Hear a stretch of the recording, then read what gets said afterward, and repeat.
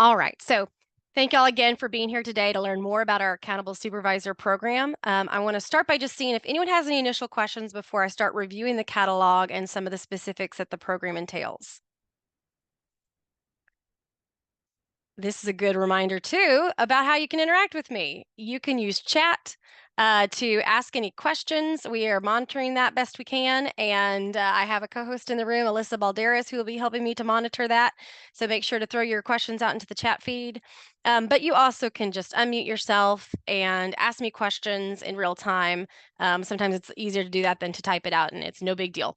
There will be no question that I'm sure someone else in this room hasn't also kind of thought as they saw the announcement. So feel free to ask questions at any time.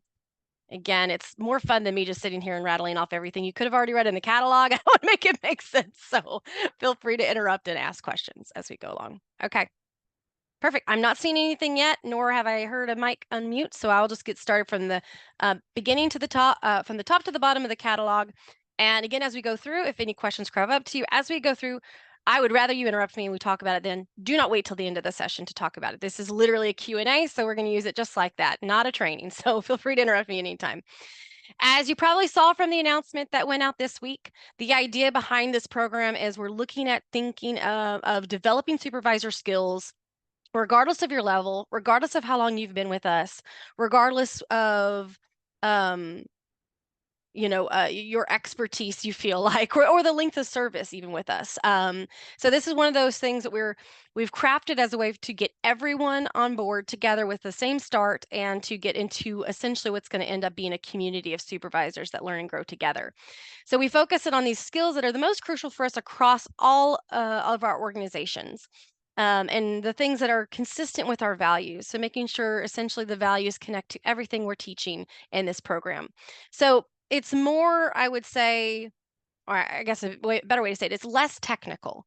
It is more focused on the value-based, interactive, people-first leading pieces. Like, how do you create a community where people feel like they belong and they feel like that there's a lot of creativity in how they're doing their work, or how do I communicate and work through conflict with people? So it'll be much more on that side of the house. In fact, the objectives are really to encourage this community where people are continuing to learn and grow together and networking. In fact, if I could call this session anything else or this program anything else, it would be networking 101, because the point of this too, we've heard lots of feedback over our time here, and I've worked in lots of leadership programs that we've offered throughout the enterprise, and we've heard a lot of feedback of people saying we just don't get chances to connect, especially across our organizations, and we can learn a lot from each other.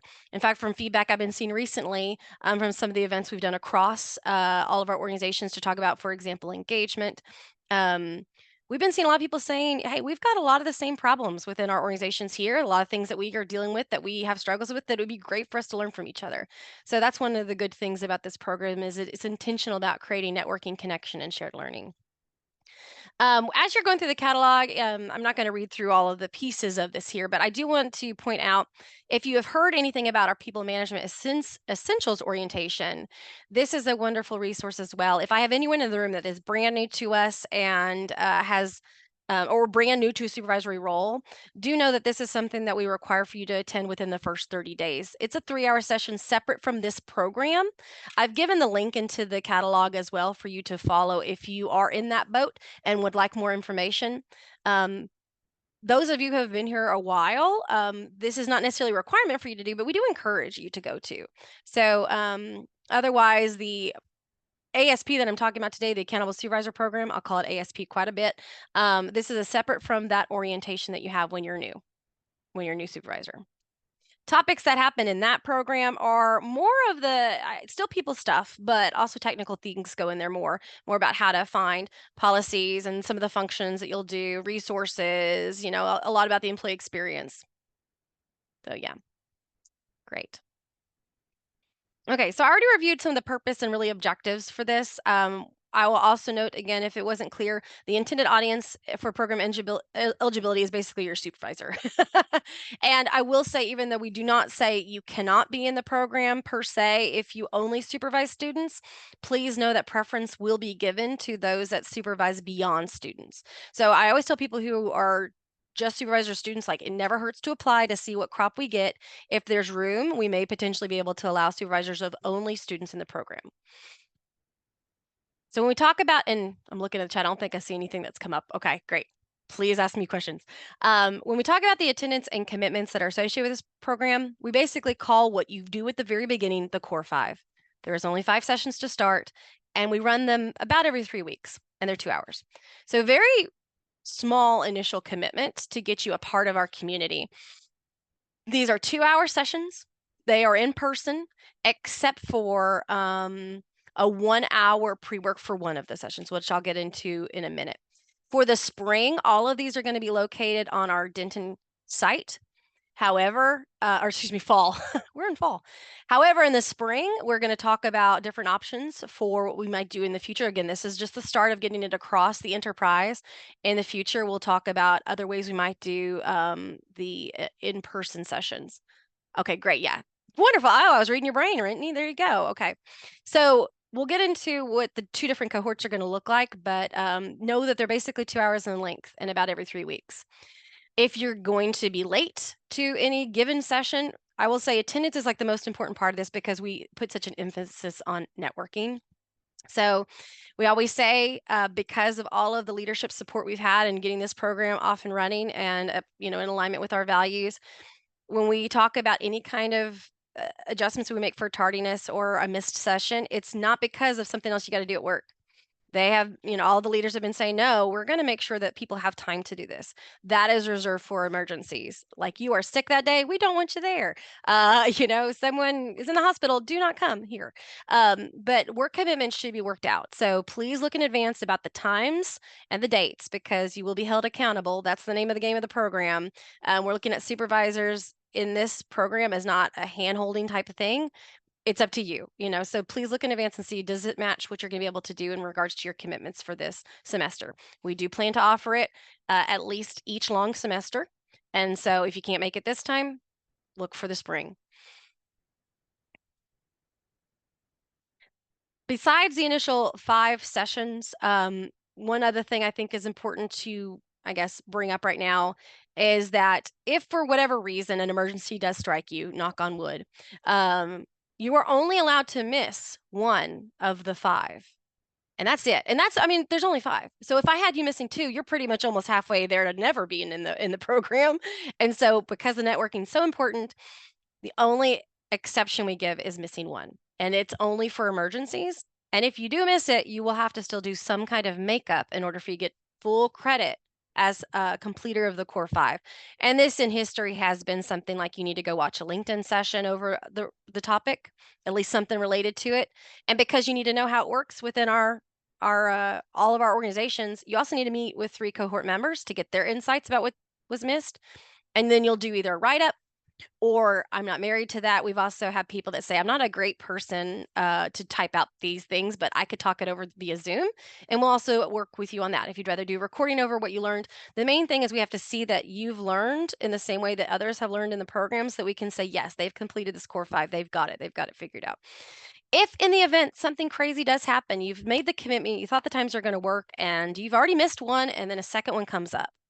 If that happens, what we do is we say you can take then those sessions, that session, if you've already done the makeup work, then just the 1 or the 2, whatever you end up missing, you can take that in the next cohort. So even if you you don't have to reapply, you just make sure to note when the new announcement comes out and then get with us to say, I'd like to attend that missed session I did.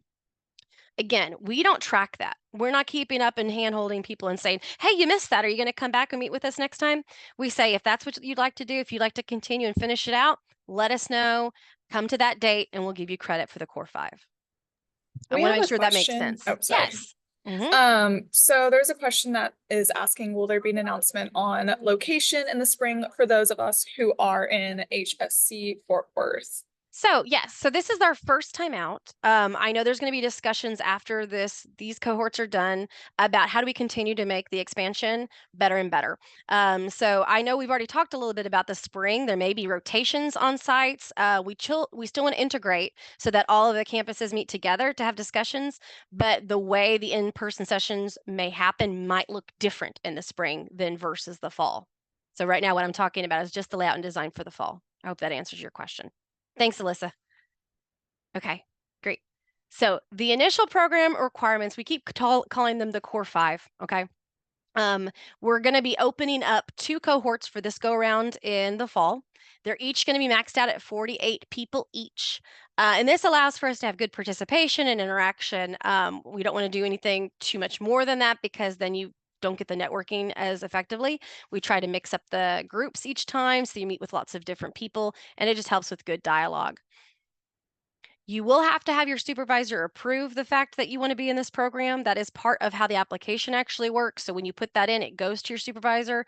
So I would recommend talking in advance about the requirements, what you're hoping to achieve, make sure the scheduling works out before you even go through the application. That way they can tell you, nah, it's not good this time, maybe try in the spring. But that will be part of how the application works. We also say that your supervisor is part of this commitment as well. So there is a coaching tip sheet that we give to you to give to your supervisors to say, hey, here's some things you can talk to me about. It's a good way to interact about things you're learning in these sessions, because we know that 2 hours isn't how you learn, right? 2 hours isn't all. And besides the networking that I hope happens outside of the sessions from the people you meet with, it's also good for you and your supervisor to connect about that learning to make it make sense for your department and what you're trying to achieve. Okay. In the application, note that there is a statement of commitment that happens with it as well. So you're essentially saying, I will be at all these sessions. I have read the catalog completely, and I will commit to not only finishing the core 5, but then the part that comes next, which is the ongoing designation. I'll get into ongoing designation in just a minute when we get to that page. But I would just say if you're interested in really pursuing this, read through that catalog completely and make sure you do understand everything that will be required of you if you want to commit to the program. Again, we offer each of the core 5, maybe like once every 3 weeks or so. So that ends up being that you finish the core 5 in about 3 months. People that teach in it can be people that have, done the program in the past, campus leaders, system partners, many different people come in, subject matter experts over topics. We have ER people that come and talk to you about the compliance and ER sessions. So it'll be a great mix of people. You also have a sense of recognition that comes with being a part of this program and then becoming part of our community. Um, After you're finished, you're allowed to indicate yourself as an accountable supervisor. Put that information. We have the logo and, of course, everything. So that can go in your email signature or any other media that you use. You can use that in your LinkedIn account, you name it. Also, there are tokens of recognition that signify your completion. Now, those offerings might change semester to semester and based on the organization you're a part of. Like, for example, I've worked with UNT for a while. We do name tags that also indicate the logo for the program. That's one way we make sure it's a very visible cue too, that others see, oh, this is the part of the accountable supervisor community. But those particular tokens can change and are dependent also on your organization. Then those that, again, have completed that core 5, you get other perks too. Those often end up looking like early access to trainings or other offerings, and will also include you in a Teams group. That is a good resource for connecting with other supervisors, for networking, sharing. I see people talk about articles in there, or hey, I need this. And so it's a really great outlet as well for you to continue to share and grow. Okay, so you've completed the core 5. What then happens? Okay. That's the next part I'm going to get into. And I don't see anything else has come up in the chat. So I'm going to move right along then. Yep. Okay, good. So you've done with the core 5. You are now a core 5 completer, and that makes you now a part of our accountable supervisor community. When you're in the accountable supervisor community, then you again have made commitments to ongoing development. And here's where flexibility is the name of the game. We recognize that not all supervisors need the same things. Those core 5 are there because they're important. They're all kind of connected to our values. We know everyone needs those. But then when it gets to the point that you're ongoing learning, we say this needs to make sense for our supervisors. So what we do then is a little bit different. Basically, once every calendar year quarter, the program will offer something. So for us, that means probably January, April, July, and October. We'll offer something that is essentially the hot topic for that quarter. We don't plan out a schedule too far in advance because we want to make sure it's very pertinent to the supervisor's needs coming up. So for example, we've been running the program again for a while at UNT, and we're going to do one about performance check-ins because that's something that people have been asking a lot of questions about. Back a couple years year or so ago, we were doing things about remote work. So we make sure that topic makes sense. And we make sure that topic is giving the insights that people have been asking us about. And it could be presenters from all over. We might have people from data come in and talk about how to use data as a supervisor. We might have a vice president come in and talk about leadership skills. So there's lots of different things we do on those rotations. Okay. And because of the way we're expanding this, we also allow, depending on if the topic makes sense for a different organization, for us to cross share. So Dallas, I think Sean's in the room, so he can speak to this too. He's my OD person that's served with Dallas quite a bit. They'll offer a training session over a certain topic for their managers. And if it made sense for UNT, they'll share it with us and we'll say, okay, we'll also advertise it to our people to come to, because this topic really is across the board. And so we'll advertise that out so that, again, we can use those quarterly sessions across. So each organization does do something quarterly. So if there is the opportunity to cross around to get your credits, you can do that as well. Okay, great. Quarterly learning, online or in person, is a question that came up. It depends. That changes each time. So sometimes a quarterly offering might just be a book review, or maybe mixers. We don't even do a formal topic, an article review or something like that. Traditionally, and I'll speak for, again, what I've done in the past here, but we have about 840 odd supervisors, and so we'll oftentimes do it twice. So we'll offer something in person, and then we'll also do a Zoom option so that people can, again, have the choice for what they would like to do. And that also helps too. We integrate networking as part of the requirement, in person or online. So in person, it's the last 30 minutes. Online, it's the last 30 minutes in breakouts. So we try to offer a lot of variety each time. Great.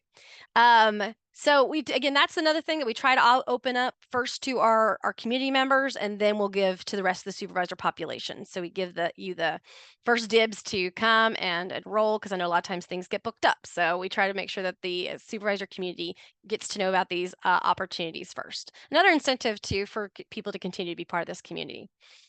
So again, what we then say, you have to do 4 things a year, at least about 2 hours each, once a quarter. And we offer something you can do. But I can tell you something. One or many of these, you might say, I don't know if I actually care about this topic that much. And my good example I can use is when I go back to the remote work when we did 1 quarter. I had people who were supervisors in like our food service areas that were like, remote isn't really something I have to manage because people have to be here. And I said, great, then don't come to that. There's no reason for you to. But you're still required to do 1 thing each quarter. Well, what would you do? And that's why I say flexibility is the name of the game. You get to pick. So what is something that's really important to you to go learn? Go do that. We just ask for 2 things. We say it needs to be around something that's a learning and growth area for you as a supervisor, and about 2 hours.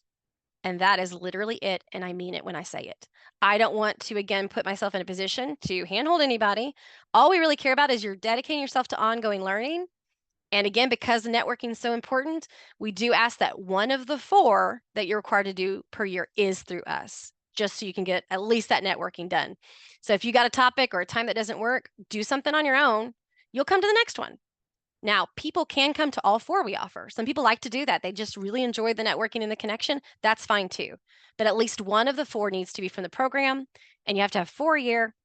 So again, you come to 1 of ours, and then the rest of it, you spend 2 hours each time doing something that makes sense, even if it's a LinkedIn Learning. You get a chance to use that. You give us that information later, and you get your credit. It's very, very flexible. I mean, I'm serious when I say that. We just want to make sure that you're getting a chance to continually develop your skills. All right. Again, these offerings can be lots of different things. They can be roundtables, LinkedIn sessions, meets and greets, panels, traditional meetings, stuff over engagement. Lots of different things can happen for each of our quarterly thing that we offer. And again, it'll change each time. We track then that ongoing component. So say you'd finish your core 5 and you're now part of our community. What we do then is every January, we ask you to tell us what you did. And it's just a simple Qualtrics survey. And we ask you to report to us what were the 4 things you did, and just title, date, and then the vendor or the medium. So like if it was a conference, or if you took it online, if it was LinkedIn, let us know. I am in the business of, again, saying, these are great supervisors. We have a wonderful community. We just do reverse auditing if need be. So if you say you've got these sessions, I'm not doing a whole bunch of investigation and exactly what those were. You just have to have the courageous integrity to tell us what you did. And yes, one of them was ours. And you even put into that survey, there's just four little blanks that you report to us with.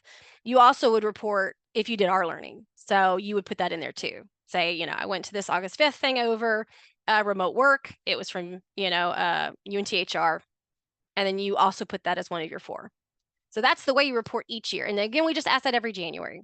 So depending on when you finish your core 5, you may not need to give us 4 quarters because, if you finish at the end of the year, then you don't really report much of anything. You don't report until the next cycle. But we do ask once a year in January, what did you do to continue your commitments? I will say this is the part I get the most questions about. So I do want to take a second here and a beat. Can I repeat that for anybody? Does that make sense? Do you follow what I'm talking about here? Not seeing anything. Okay.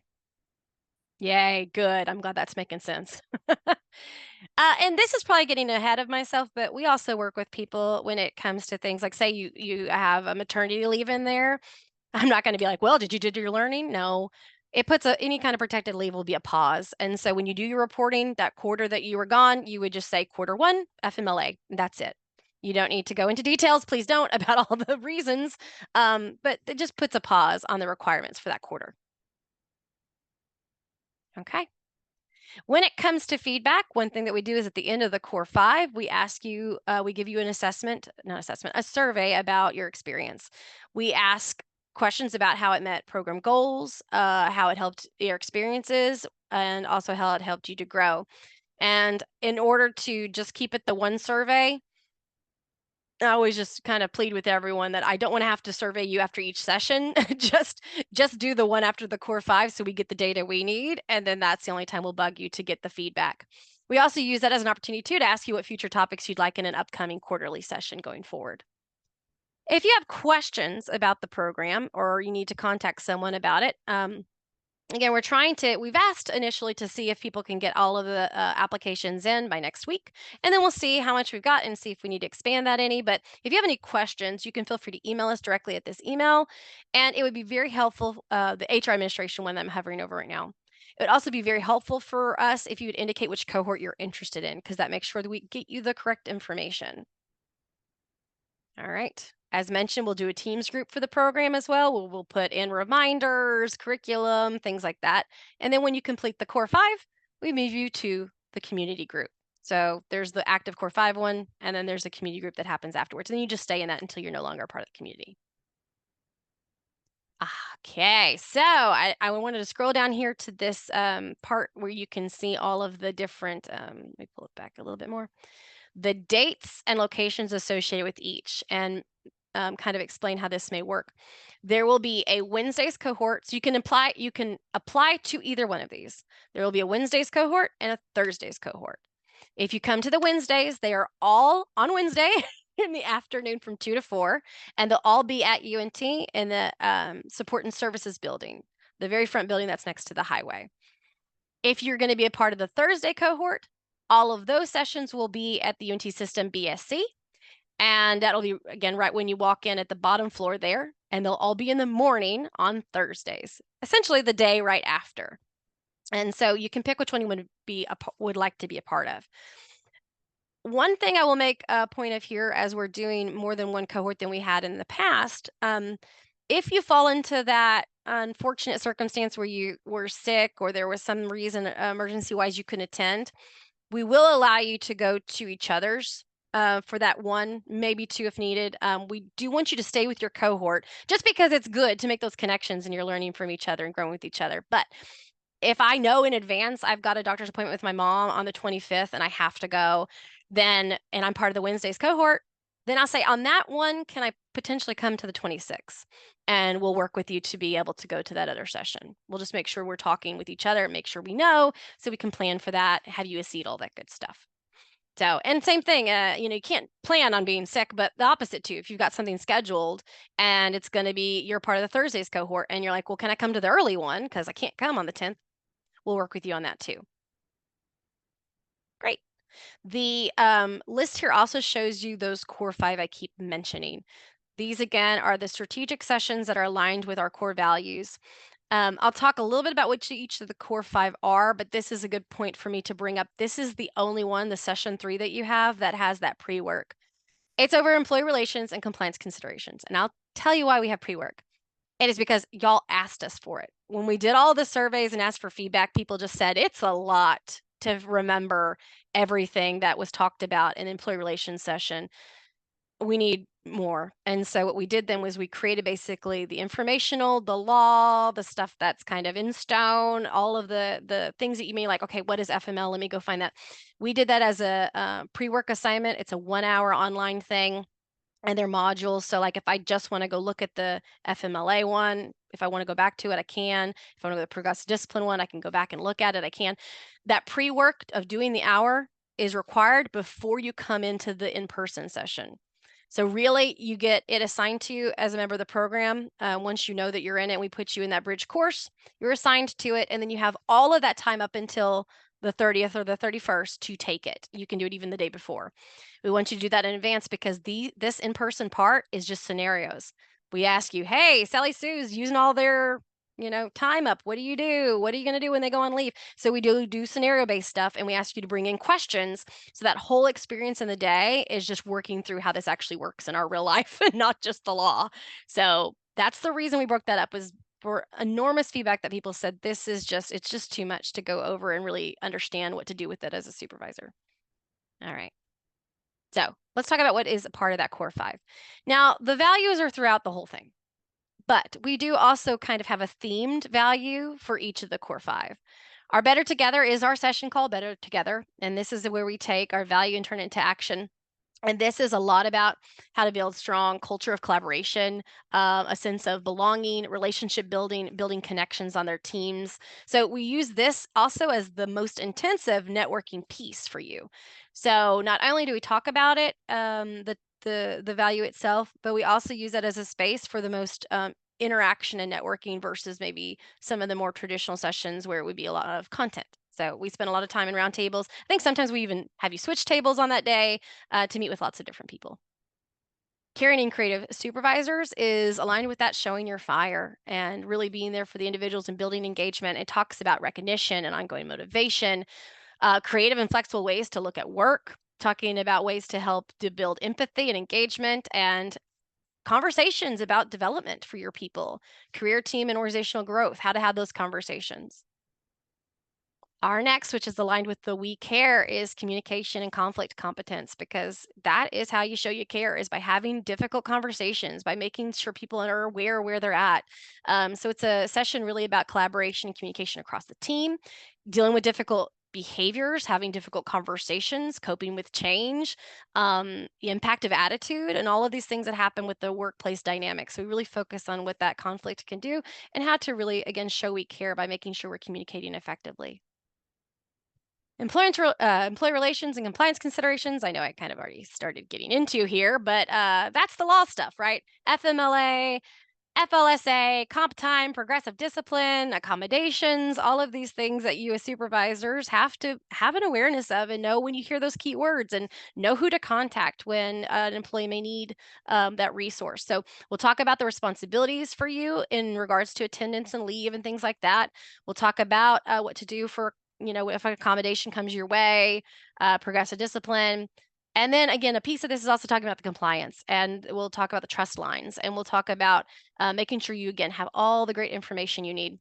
And the reason this is aligned with courageous integrity, I think it kind of makes sense, right? When we talk about progressive discipline and being connected to the law, this is the integrity part, right? This is where we're making sure we're very clear. We're making sure we're going through processes correctly. And last but not least is my Be Curious one, which is where we talk about strategically supervising.